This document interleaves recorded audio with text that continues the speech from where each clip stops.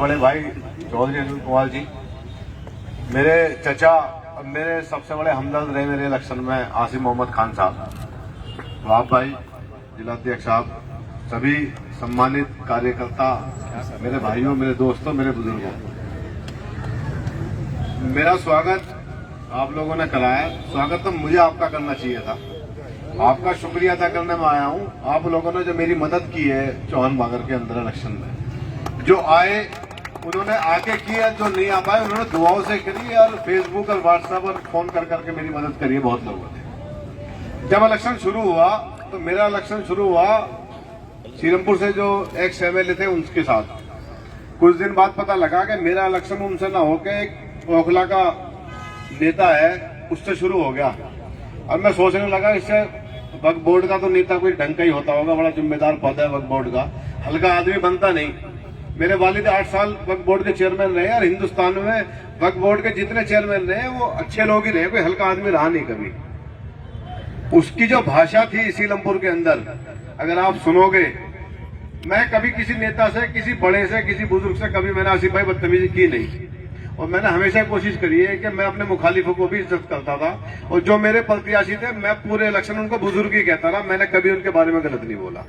लेकिन जो ओखला वाला आपने यहाँ से भेजा था ना एक्सपोर्ट करके, उसने जो बदतमीजी करनी शुरू करी, मेरी मजबूरी हो गई उसे जेब कतरा कहना। फिर वो कह रहा था चौहान बागर वालों को घसीट घसीट के पीटूंगा, आपने वीडियो देखी होगी एक।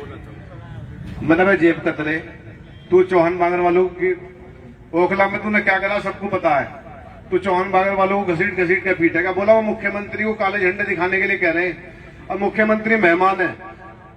आसिफ भाई, हमारे अनिल भाई, ये लंबे टाइम तक विधानसभा में रहे। मुख्यमंत्री दिल्ली का मालिक होता है, दिल्ली का, पूरी दिल्ली उसकी होती है, या किसी एक क्षेत्र का होता है, पूरी दिल्ली का होता है। चौहान बागर में वो मेहमान कैसे हो सकता है? मेहमान तो नहीं हो सकता। बोले ये मेहमान है, जो मेहमान के साथ बेअदबी करेगा उसे घसीटेंगे। हालत ये हो गई उस मुख्यमंत्री की, अरविंद केजरीवाल की, कि जिस दिन आना था उस दिन मुझे हाउस अरेस्ट करा लिया सुबह ही उन्होंने। पुलिस पहले तो उसके कब्जे में थी नहीं, जब हमारे यहाँ दंगा हो रहा था, जब पुलिस उसके कब्जे में नहीं थी अरविंद केजरीवाल के। उसके बाद मुझे हाउस अरेस्ट कराया। उसके बाद बावजूद भी बच्चों ने, लड़कों ने उसे काले झंडे दिखा दिए। जब काले झंडे दिखाए उसे, तो आप वीडियो देखना, बच्चों की तरह रोया, बोला मुझे कांग्रेसी काले झंडे दिखाने हैं, और जहां दिखाए वहीं से अपना रोड शो खत्म करके बाहर निकल के चला गया। मेरे क्षेत्र में जब अरविंद केजरीवाल आया तो 1000 पैरामिलिट्री के फोर्स को लेकर आया साहब, 1000, और 120 बसों में भर के कार्यकर्ता लाया पूरी दिल्ली से अपने। सीलमपुर के अंदर आदमी नहीं मिला उसे। 120 बसों में कार्यकर्ता 1000 पैरामिलिट्री की फोर्स को लेके आया। अगर 1 साल पहले दंगे में अगर ये आ जाता तो दंगा होता नहीं हमारे यहाँ। अगर 500 पुलिस वाले भी लिया था, 500 भी ना लाता, अगर अपने साथ जो इसके 10, 20, 50 चलते उन्हें भी लिया था, तो भी दंगा नहीं होता।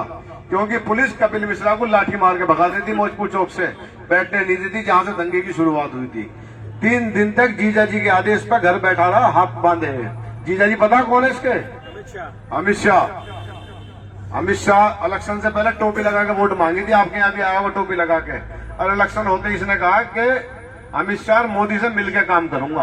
कहा था, वही काम करा इसने दंगे में हमारे यहाँ। देखो, दंगे का एहसास हो सकता है आप लोगों को ना रहा हो, क्योंकि दंगा आपसे बहुत दूर था। दंगे का नुकसान ये हुआ कि हिंदू मुसलमानों के बीच में दीवार खड़ी हो गई, दरवाजे लग गए हमारे यहाँ। मुसलमानों के इलाके में अपने दरवाजे लग गए आसिफ भाई, हिंदू भाइयों के ना अपने दरवाजे लगा दिए। हिंदू हमारे इस इलाके में नहीं आ रहा, मुसलमान उनके इलाके में नहीं जा रहा। ये गैप बना दिया इस आदमी की वजह से। दूसरा इसने काम करा मरकज का नाम लेके। हो सकता है कि हम लोग अलग अलग मसलक के हो सकता है कोई देवबंदी, कोई बरेलवी, कोई वहाबी, कोई शिया भाई हो, कोई किसी को मानते हो, लेकिन डाली टोपी सबकी एक सी है, अलग नहीं है, सबकी एक सी है। इसने बोला कि ये कोरोना बम है। यहाँ जितने मुसलमान भाई बैठे मेरे, मुझे बताओ किस किस को कोरोना हुआ था? मैं बताऊं कोरोना किसे हुआ? कोरोना हुआ अरविंद केजरीवाल को, सत्येंद्र जैन को, मनीष सिसोदिया को, तकरीबन इनके विधायकों को। और कोरोना बम हम पूरे हिंदुस्तान में कोरोना बम के नाम पे जो मुसलमानों के साथ बेइज्जती हुई, तकलीफें हुई, जगह जगह लोग जमातों में थे, उनको क्वारंटाइन के नाम पे जेलों में डाल दिया गया 6-6, 8-8 महीने। जो उन्होंने तकलीफें सही है उसका आपको हमें एहसास नहीं है। इतना बुरा हाल उन लोगों के साथ हुआ। और आज तक जो हमारे हमदर्द हिंदू भाई थे, जो हमेशा हमारे लिए फिक्र करते थे, उन भाइयों ने भी दूरी बना ली। मेरे एक दोस्त है, मुझे कर्फ्यू पास मिल गया, मैंने फोन किया, मैंने भाई बहुत दिन हो गए मुलाकात नहीं हो रही, मैं आ रहा हूं तुमसे मिलने। बोले भाई यहाँ मत आइयो। मैंने क्यों? बोले तेरे इलाके में कोरोना बहुत है। मैंने ये कोरोना तो एक को भी ना हुआ मेरे यहाँ। बोले मोहल्ले में तो ये पता मुसलमानों में कोरोना लेके घूम रहे हैं सारे। इस अरविंद केजरीवाल की इस भाषा की वजह से पूरे हिंदुस्तान में मुसलमानों पे एक कोरोना बम का इल्जाम लग गया। हिंदू भाइयों ने, जो हमारे हमदर्द थे, उन्होंने भी दूरी बना ली। अरविंद केजरीवाल ने तो किया जो 5 हमारे एमएलए बैठे थे, उनके मुंह में दही जम गई, उनसे बोला नहीं गया, वो चुप बैठे रहे, उसकी हाँ में हाँ करते रहे। यही करा, कोई सा बोला इन 5 में से? 5 मुसलमान एमएलए हैं दिल्ली के अंदर। एक हमारे चचा होते थे एमएलए शेख इकबाल, आपने वीडियो देखी होगी, 32 एमएलए थे बीजेपी के। अब कोर्ट निकाल के फेंक दिया, तो देखी थी वीडियो किसी ने? वो कोर्ट निकाल के फेंक के बोले 32 के 32 से आ जाओ अंदर, कह रहे थे, आसिफ भाई रोक रहे थे। और अब हालत ये हो गई, जिस दिन से झाड़ू पार्टी में गए ना, कह रहे थे एसडीएम भी नहीं सुन लिया मेरी। नौशाद भाई कह रहे एसडीएम भी नहीं सुन लिया, गली बंद कर गया मेरी। देखो क़यादत की बात है, नेता एमएलए एमपी काउंसिलर बहुत बनते हैं, लेकिन क़यादत कौन करता है, बात इसकी है। अगर क़यादत करने वाला कमजोर होगा तो आपकी कोई नहीं सुनेगा। यहाँ क़यादत करने वाला भाग जाए। हमारे यहाँ का एमएलए टिकटॉक बना रहा था, बोला देखी टिकटॉक किसी ने उसकी, लॉकडाउन चल रहा था, बोला लोग भूख से मर रहे थे, बच्चे के साथ टिकटॉक बनाते हुए बोला कि बादाम खाने से क्या होता है। तो बच्चे ने कहा कि बादाम खाने से क्या होता है? बोला बादाम खाने से बादाम खत्म हो जाते हैं। हमने सुना था कि बादाम खाने से दिमाग तेज होता है, वो कह रहा बादाम खत्म हो जाते हैं। आपके वाला विधायक सीलमपुर जाके लोगों को सफाई दे रहा था, अमानतुल्लाह, के सीलमपुर का विधायक मुस्तफाबाद में लॉकडाउन में दंगे में लोगों की मदद कर रहा था। अब मैंने मुस्तफाबाद वाला कहा था, बोला जी वो सीलमपुर में था। मैंने अपनी अपनी जगह रख लेते, दूसरी जगह क्यों भेज रहे भैया उसे? मुस्तफाबाद वाले को सीलमपुर वाले नहीं जानते, सीलमपुर वाले को मुस्तफाबाद वाले नहीं जानते, तो दोनों को अलग अलग क्यों भेजा? भेजा इसलिए था कि छुपे बैठे थे अपने घरों में। अगर नेता ही छुप जाएगा तो हक की आवाज उठाएगा कौन? कोई है उठाने वाला? आपकी हमारी इतनी हैसियत है कि हम थाने में जाकर डीसीपी से बात कर लें? नहीं कर सकते। करेगा तो हमारा काउंसलर एमएलए एमपी तो करेगा, इसलिए तो चुनते हैं हम। क्या इसलिए चुनते हैं कि उसे बुला के दावत खिलाएंगे हम? हमने दावत के नाम पे विधायक बिठा रखा है, दावत खा ले बस। अच्छा हम पे आफत है जब जाके छुप जाए। मुख्यमंत्री कह रहा था 2 घंटे में शाहीन बाग खाली करवा दूंगा, पुलिस मेरे पे होती तो।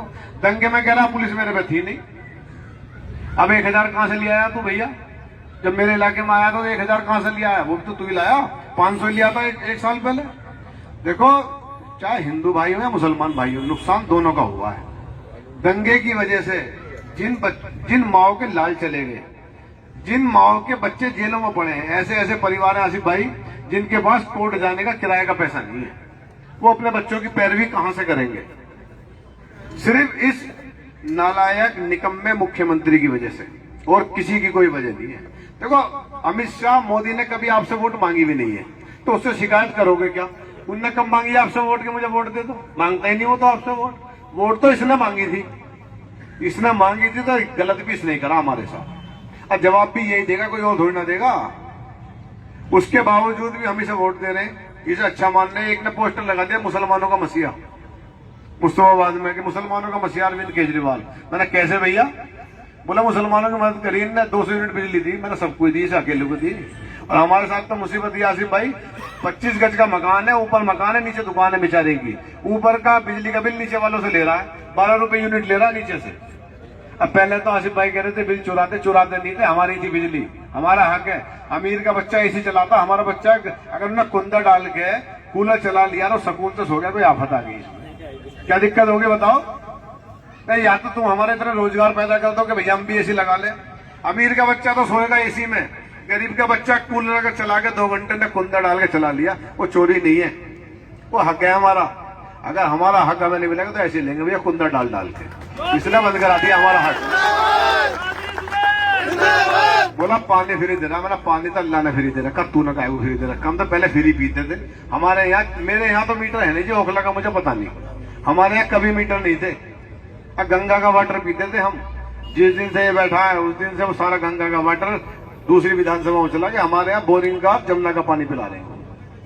जिस दिन से आसिफ भाई आपने इलेक्शन जिताया सीलमपुर का, एमसीडी वाले घुस नहीं रहे, तब का मकान बन रहे इलाके के अंदर, जाके देख लो। पहले दिन ही बुला के गई उसे एमसीडी वाले को, जो अधिकारी था। मैंने अगर एक भी गरीब आदमी की तरफ चला गया ना, जिस मंजिल पर खड़ा हुआ उसी से धक्का दे देंगे नीचे। मुकदमा झेलने के लिए हम तैयार बैठे, और उस दिन से आया भी नहीं अल्लाह के शुक्र से। लेकिन देखो, आप दिल्ली के अंदर जो मुसलमान बस्तियां, उसमें सबसे समझदार बस्ती ओखला की मानी जाती है। पूरी दिल्ली देखती है आप लोगों की तरफ कि आप क्या फैसला ले रहे हो। आप समझदारी का फैसला लेते हो। पता नहीं पिछले 2 इलेक्शन में कैसा आपने गफलत में आके ऐसे आदमी को बिठा दिया अपने ऊपर, जिसने पूरे दिल्ली को बर्बाद करके रख रखा, मुसलमानों का ठेकेदार बना बैठा है। उस्ताबाद के अंदर जब दंगा हो रहा था तो टेंट लगा के बैठ गया, बोला मेरे अकाउंट में पैसे दो, और किसको, एक आदमी को 1 रुपया नहीं दिया उसने, सारे पैसे अपने उसमें ले लिया। मैंने कह दिया हलक में हाथ डाल के हिसाब लेंगे, तो मुझ में फोन करवा रहा है कि देखो बदतमीजी कर रहा है। मैंने जिस भाषा में बोलेगा उसी भाषा में जवाब देंगे। मैंने कहा तू हफजी है क्या कहीं का, जो तेरी इज्जत करें हम? तू पैसे भी खाएगा लोगों के, बदतमीजी भी करेगा, और हम तुझे इमाम साहब बोलेंगे। जिस भाषा में बोलेगा उसी भाषा में सुनेगा। आप मुझे आप बोलोगे मैं आप कहूंगा, तू बोलेगा तो तू ही कहूंगा तुझे। आसिफ मोहम्मद खान का भतीजा हूं, समझ गए? जो भाषा समझोगे वही समझाऊंगा। आप लोगों का बहुत बहुत शुक्रिया, आप लोगों ने मेरी बहुत मदद करी, और आसिफ भाई ने तो बहुत मदद करी। मैं आसिफ भाई इसलिए कहता हूँ, जवान से लगते हैं, चचा कहने में उम्र बड़ी सी लगेगी। आसिफ भाई ने मेरी बहुत मदद करी। अगर ये ना आते, इन्होंने जो वो डायलॉग बोला ना, मुर्गा बना के अंडा दिलवाता हूँ, जब मैंने कहीं मैं ओखला जा रहा हूँ तो मेरे साथ बहुत सारे भाई आए हैं। भी हाथ खड़े करो, मैं कहा ये बोले ओखला जा रहे हो आसिफ भाई का, हम भी जाएंगे। सारे आए। आसिफ भाई आपका नाम सुन के ही है।